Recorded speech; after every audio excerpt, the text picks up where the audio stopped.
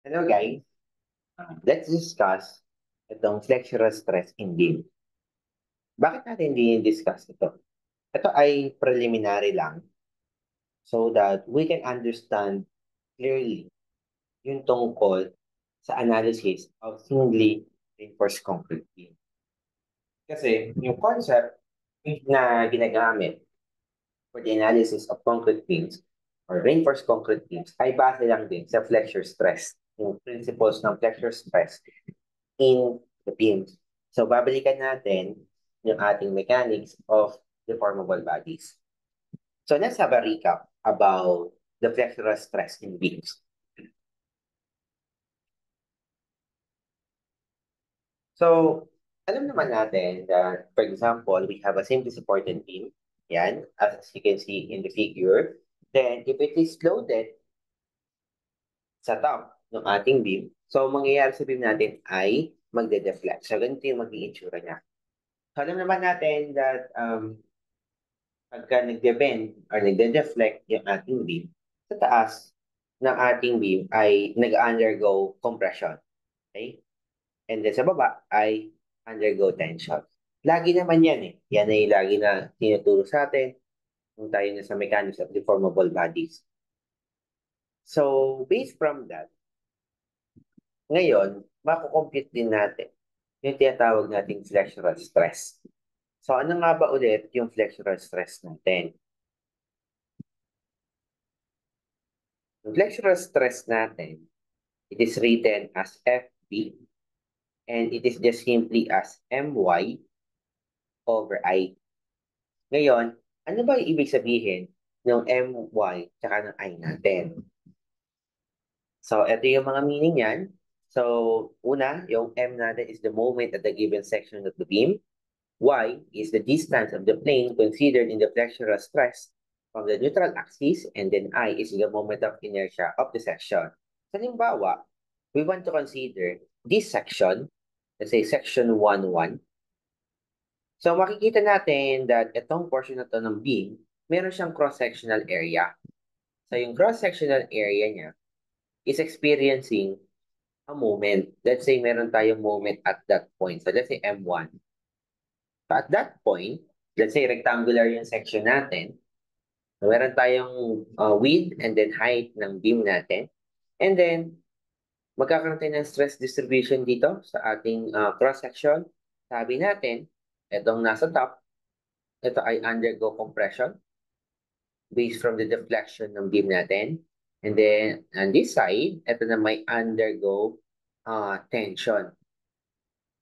So, ganyan yung ating stress distribution sa ating flexural stress ng ating beam. So, ano naman yung Y dyan? Yung Y naman, etong part na to is tinatawag nga nating neutral axis. And then yung Y is the distance of the plane. Halimbawa, we want to consider this plane. Etong portion na to, let's say this is plane AA. So gusto natin makuha yung flexural stress at that point. So yung Y, ito yung tinutukoy dyan. Yung distance of that plane papunta sa neutral axis. So yung pinaka-maximum value, yung Y value or yung maximum Y value is equivalent sa C. Yung C naman, that is the distance of the centroid or the distance of the extreme plane ng ating cross-section. Ito yan, yung extreme portion, yung top and then bottom, papunta sa neutral axis. So, yan yung tinutukoy dyan. Kaya, yung ating maximum flexural stress can be computed using this formula na MC over I. So, yung I, alam naman natin, moment of inertia lang in a section. Pagka rectangular, I of the rectangular section, it is just simply as BH cubed over 12. That ay very common na rin sa ating mechanics of deformable bodies. Then, isa pang concept about the flexural stress is, as you can see, pagka nagko-compute tayo ng flexural stress, pagka mas malayo tayo sa neutral axis, mas mataas yung stress. And then habang papalapit tayo ng papalapit sa neutral axis, bumababa. Until ating flexural stress at neutral axis, or let's say, sabi natin, yung FB at neutral axis is equivalent sa 0. So, wala tayong flexural stress at neutral axis. Ganyan yung mga isang principle. So, tingnan natin itong stress diagram ng ating or flexural stress diagram ng ating flexural stress. So, ganito yung itsura niya. Yung basic na stress diagram. So, napapansin ninyo, itong part na to ay undergo compression and then this side is tension. So, at this point, sa extreme portion, no, at the distance C, no, distance C yan, na maximum yung ating stress. Okay, yung FB is maximum. Yan. Ganun din dito sa bottom part, maximum pa rin siya. So, max yung ating flexural stress. And then, assuming that this is a linearly, yung kanyang trend ng ating flexural stress coming from the top papunta sa bottom, and then dito, 0 yung ating flexural stress. So, based from this, magkakaroon pa tayo ng additional information about this one. Okay? Mamaya, papakita natin ano yung additional information na makuha natin using the stress diagram. In 3-dimensional, para mas ma-visualize natin, ganito ang itsura niya. Ngayon, since meron tayo ditong stress diagram, we can also convert it into a concentrated load.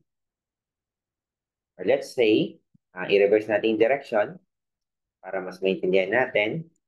So dito, since this is compression, so let's say this is capital C, and then this one is undergo tension, capital.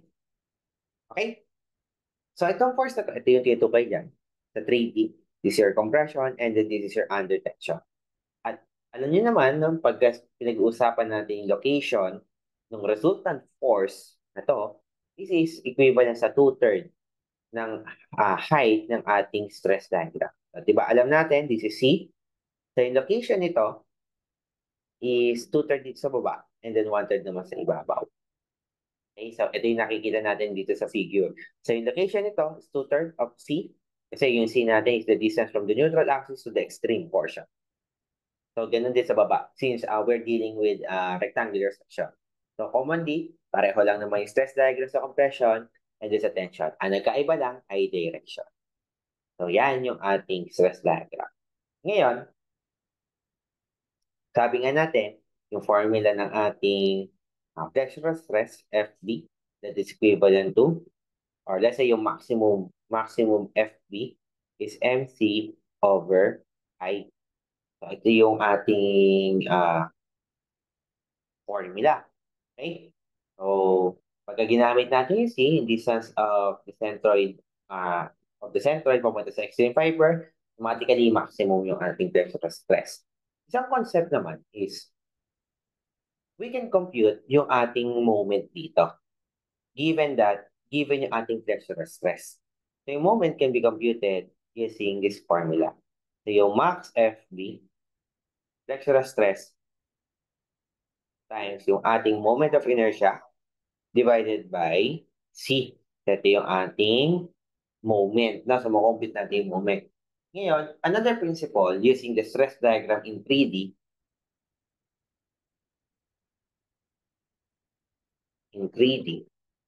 Gagamitin natin yung principle ng ating statics. So, as you can see, yung ating stress diagram is converted into a resultant force na compression and tension na siya ay concentrated load. And as you can see also that yung direction nila ay opposite in direction. And these two creates a couple. So there is a couple. Ano ba ibig sabihin ng couple? It is a combination of two forces that act in opposite direction and then they have a perpendicular distance. So yung distance nila is yung 2C over 3 or 2/3 of C. So pagka may couple tayo, meron din tayong moment. Okay? Yan yung ating isang principle. Ngayon, makukompute natin yung moment based from the stress diagram. So, paano natin yung gagawin? Una muna, computein muna natin yung compression C. Okay? So, paano ba natin nakukompute yung compression C, yung resultant force niya? So, we can use yung ating principle of stress formula. stress is equivalent to P over A. And to compute yung force, yung resultant force, it is just simply as P equivalent to sigma times A. Pwede natin gamitin yan. Ngayon, using this formula, makukuha natin yung equivalent resultant force. Kaya lang, yung stress natin dito is hindi naman siya uniformly distributed triangular. So we can also use yung in a simpler form that yung sigma average times A. Ano ba yung average pagka triangular? So kadalasan na ginagamit yan is just simply as 1/2 times yung sigma maximum natin times A. So yung sigma max natin, it is also equivalent. Ito yan, no? Ito yung maximum sigma max na tinatawag natin. This is also your maximum flexural stress, FP max. Okay? So let's substitute now here yung ating formula papunta dito sa ating compression. So yung maximum flexural stress natin, let's say, that is FB max or max FB gamitin natin. So that is 1/2, that is a stress, no? 1/2 of max FB. Okay? And then multiply by the area. Yung area natin ay ito. Yung area na yan is equivalent sa B times C. Okay? So yung compression natin can be written as max FB, okay, times BC over 2. Ito yung ating compression, no? Then, aside from that, yung tension natin, kung napapansin niyo, pareho lang din naman. Kasi this is also your FB max or yung maximum flexural stress mo. Same value, same din yung area kung saan nag-act. Or I mean, same lang din yung amount of areas na sa nag-act yung tension natin. Okay? So, we can say that yung tension natin is also equivalent sa maximum of the flexural stress times BC divided by 2. Okay? Ito yung ating sa tension. So, based from the equilibrium condition, masasabi natin talaga na yung compression must be equal to tension. Okay? Then, aside from that, para makuha naman natin yung moment using the couple forces, so, ang gagawin lang natin, this is just C times yung distance between the two forces. Itong D natin. Pwede rin naman yung tension na gamitin and then times D. Ngayon, ilan ba yung D natin? Yung D natin is equivalent sa dalawang 2C over 3.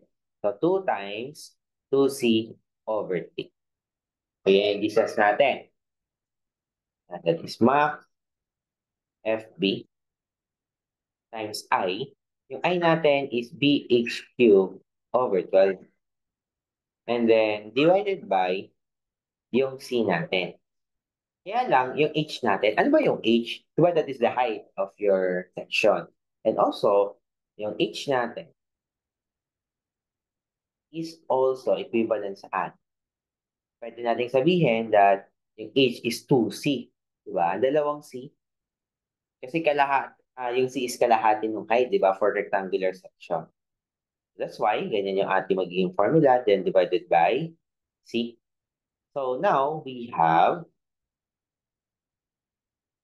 natin dito, M natin is equivalent to max FP times 2 cube, so that is equivalent sa 8, and then BC cube divided by 12 divided by C. So maka-canceling sa C, ito ay magiging squared na lang.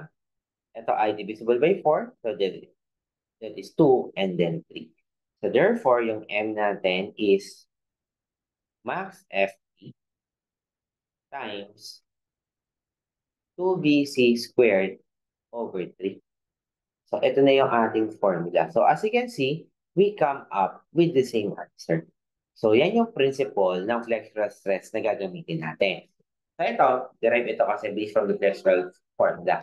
Now, pagdating natin sa analysis of single reinforced concrete beam, ito yung i-apply natin using stress diagram. Kasi nandito, yung mismong concept ng singly reinforced concrete.